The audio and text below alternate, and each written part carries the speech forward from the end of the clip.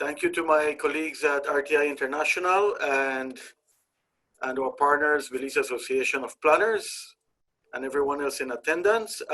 Could my PowerPoint be put up on the screen, please?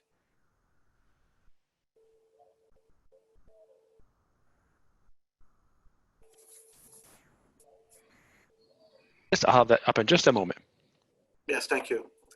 And as that is being put up, I'll just start off by saying that in the few minutes I was given to speak, and I will give you a quick overview of the Belize network of NGOs, how it started, how it is set up, and the way forward. I see Ms. Matut is on. Hi, Ms. Matut, welcome. I'm looking forward to your presentation as well. We work very closely with the Attorney General's Ministry, so I'm very happy to see you on. Thank you.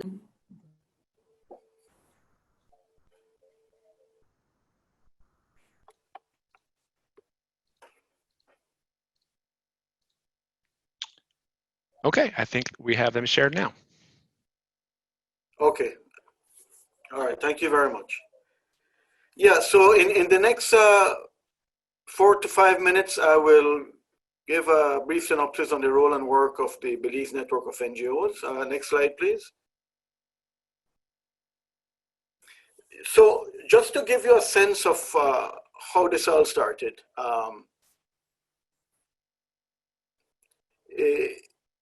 things really kicked off in late 2016 when the Prime Minister signed the commencement order for the NGO senator. About 9 years before that, the Constitution was amended to allow for a 13th senator in the Senate. How that came about is a story in itself, and we could speak about that at a later time. But on the 20th October 2016, the Prime Minister signed a commencement order for that. And about 2 weeks after that, the Attorney General at the time invited good standing NGOs to meet and discuss a procedure to properly effect the appointment of the NGO senator. At the time, there were just about 20-something good standing NGOs. And the Attorney General explained that for legal purposes, it would only be the good standing NGOs under the NGO Act that would be involved in the process to select the senator.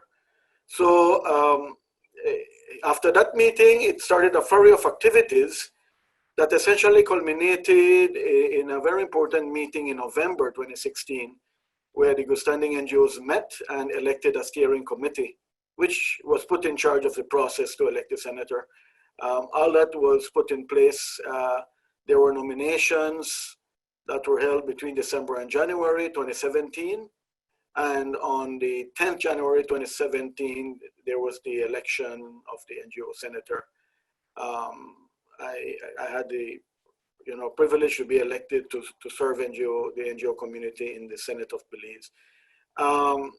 And the NGO senator was then sworn in at the end of January 2017, 30th January 2017 to be exact. And from then till now, the NGO community has been represented in the Senate. Next slide, please. So we rapidly realized that we had just gone through the easy part of things, electing someone to represent NGOs in the Senate. It was rapidly evident that the real work then would be how to continue working with the NGOs, how to organize the NGO community, get a feel, get a sense of what the challenges and the needs are, and how we could help to address that. So to really start working at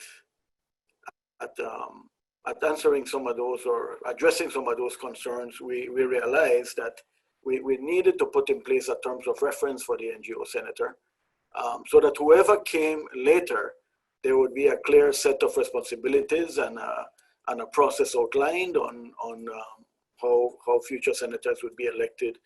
We also quickly realized that there needed to be terms of reference for the steering committee, and I'll go through quickly what those are.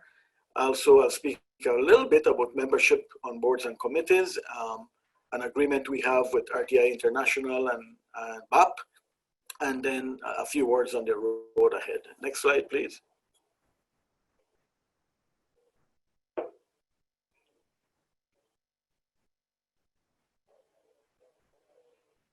Yeah, so on the NGO senator terms of reference, what I'll share is, because there's much to cover here, but very importantly, we identified and agreed on eligibility criteria.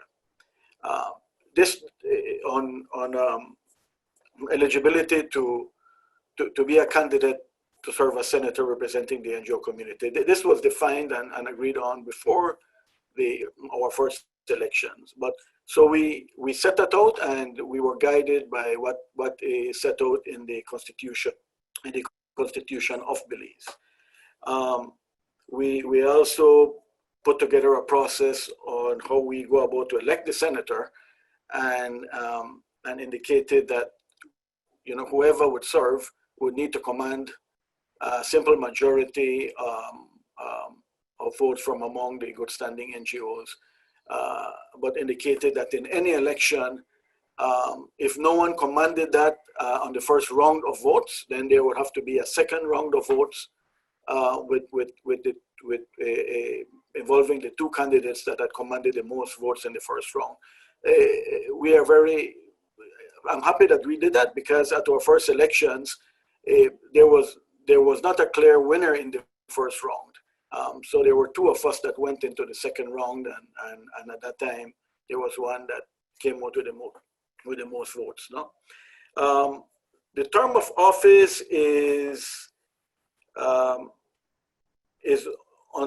the date of appointment until the National Assembly is dissolved. So we expect to have new elections, quite soon, since we all know that general elections may be called soon. In the terms of reference, we have listed what the obligations of the NGO senator is, and the duties of the person, and effectively, one of the important roles and responsibilities is to actively be involved in reviewing, assessing, and debating the bills and motions at the table, but also keep in regular touch with the NGO community and with the steering committee. We identified a process on how we go about removing the senator. So, very importantly, if at any time the NGO members of the Belize network of NGOs feel that there should be a vote, a confidence vote, that can be done. And if there's a motion of no confidence is approved, then the senator could be removed, and the Governor General would be informed accordingly who the new representative would be, based on the elections that would be triggered by the motion of no confidence, right? That could be done by resignation as well. So that in a, very quickly is what we set out in the terms of reference for the senator. And I think it's important in that, whoever is elected needs to ensure that he or she abides by meets the responsibilities of the office, and even though the representative signs an oath of office, at any time we should know that we answer to our membership, and our membership could recall us at any time. So that's very important. Next slide, please. So with our steering committee, this is a very important body. The main purpose of the steering committee is to oversee the policies and procedures that guide the work of the BNN, as well as provides ongoing guidance and direction to the NGO senator. I must mention that over the last 3+ years, our steering committee members, have been very active. We're all volunteers, and we meet on a regular basis. During these times of crisis, we've met via Zoom on many occasions. I can reach them at any time, and they're always available. So it's a very active group, and the committee also provides strategic and technical feedback to the senator and administers the little finances that we have. Each member contributes, makes a small contribution, to the network to help with our meeting costs, etc. The membership of the committee, it's a small committee. We have 5 members, a chairperson, who at this time is Froila Salam, the executive director of the Sir Tamash Institute for Indigenous Management, Vice Chairman Janelle Chanona, Vice President for Oceana Belize, Treasurer Amanda Acosta, Executive Director of the Belize Audubon Society. I'm sorry, she's the Secretary. Treasurer is Armando Aban, the National President of the Scouts Association, and Director, Mr. Evan Dakers, the President of Help Age Belize.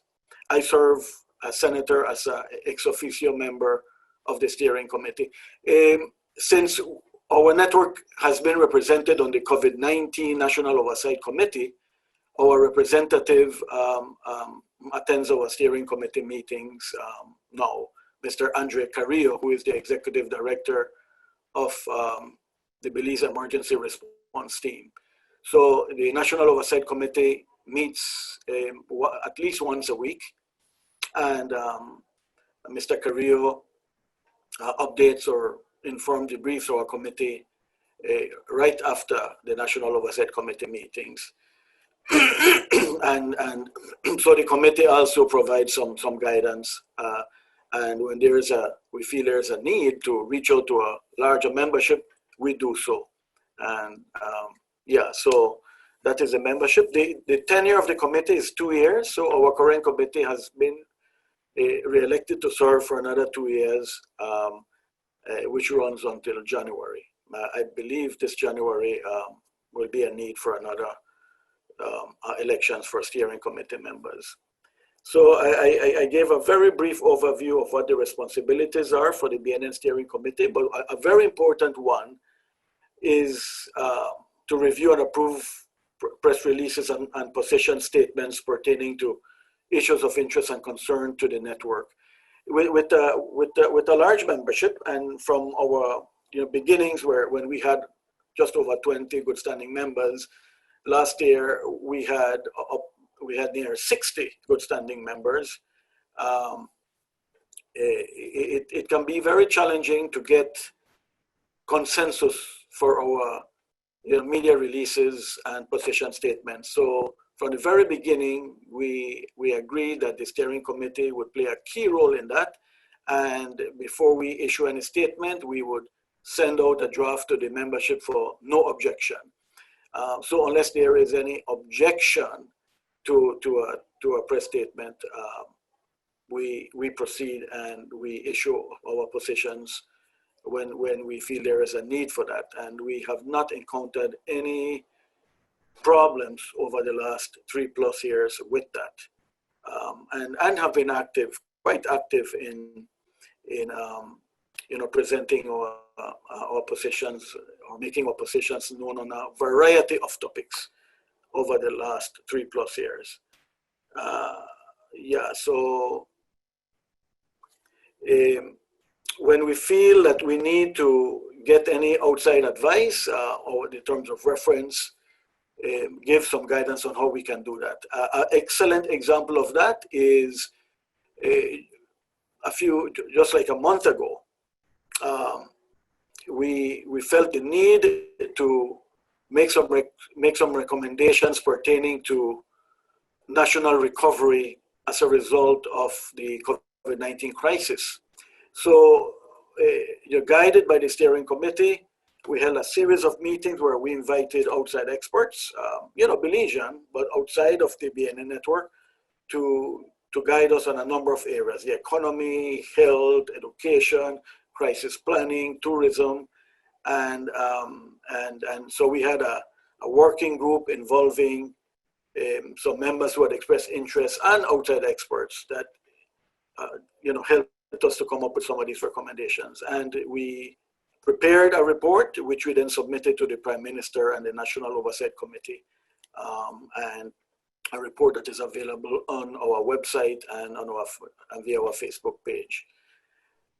Yeah, next slide, please. So also, very important, we had asked the Attorney General's ministry for their support to get the word out to the various government ministries and departments that for any government-related board and committee that had a seat for an NGO representative, to give us the opportunity to select a representative from among our membership and submit the name to the government for subsequent appointment to serve on those boards and committees. So on November 12th, 2018, the Attorney General's ministry sent out a circular to all government ministries, departments, offices, advising them that where there is a nomination to have the participation of NGOs on a government committee or board, to request the BNN to select that individual for subsequent appointment. We have a process where when we have more than one person from within the BNN expressing an interest, we send out an online survey. We actually have on elections we have used the SurveyMonkey platform and give our members the opportunity to vote for who they feel should be our representative on those boards and committees. So while not all government offices or departments have given us that opportunity, and I mentioned that because there are some laws that in the way they are written, it wouldn't necessarily, the appointment process might be very specific. So we already see that going forward, there may be a need to look at all these various laws as they pertain to government boards and committees and see how some more clarity could be effected, so that it is clear that the Belize network of NGOs would lead the process to select someone to represent us in those boards and committees. But just an example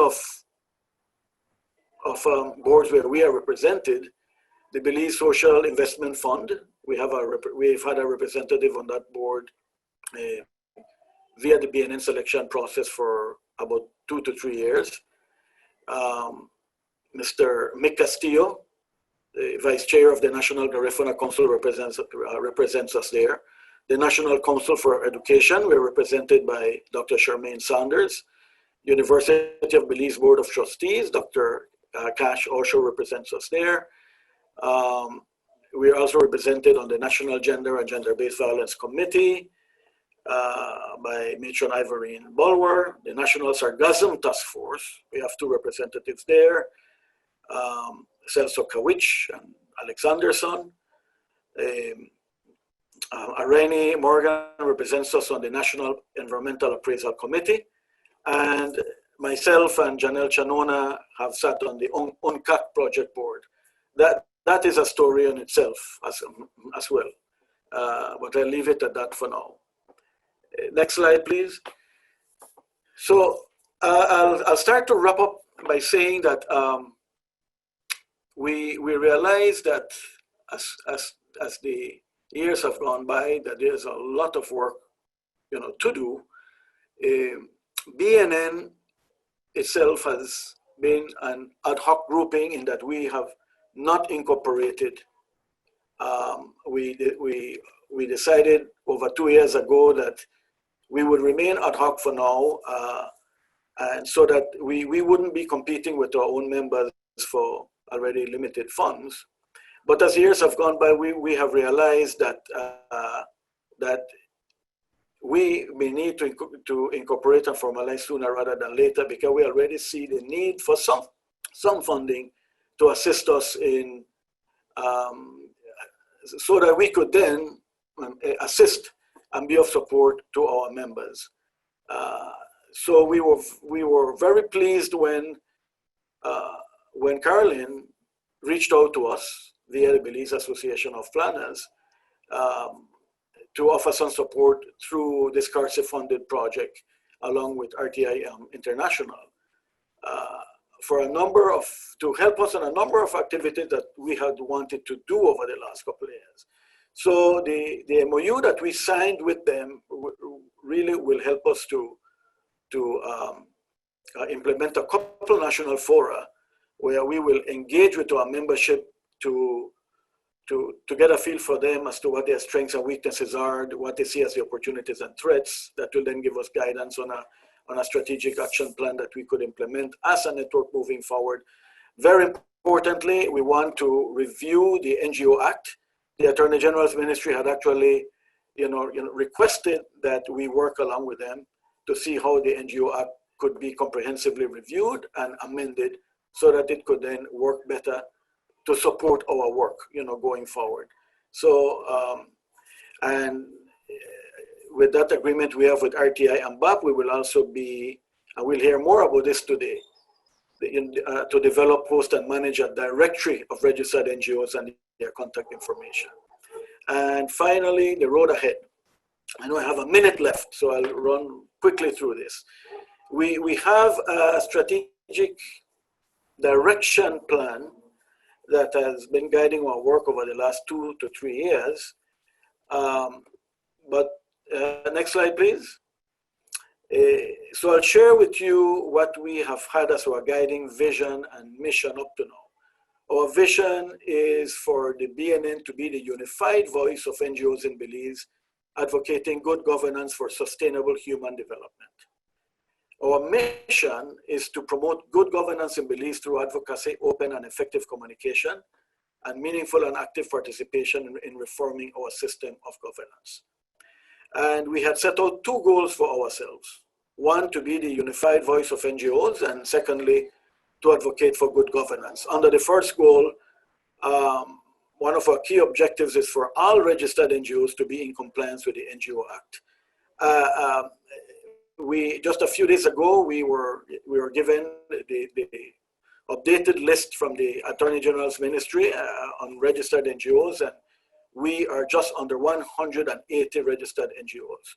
But there are many of those that are not in good standing, and we will hear more about what that means later today. And the second objective, to strengthen our network to achieve operational efficiency, so that we could in turn be of greater support to our member bodies, our member NGOs. And under the second goal, it's for us to become an effective conduit for public participation. And I guess moving forward, we'll be using these online platforms more and more.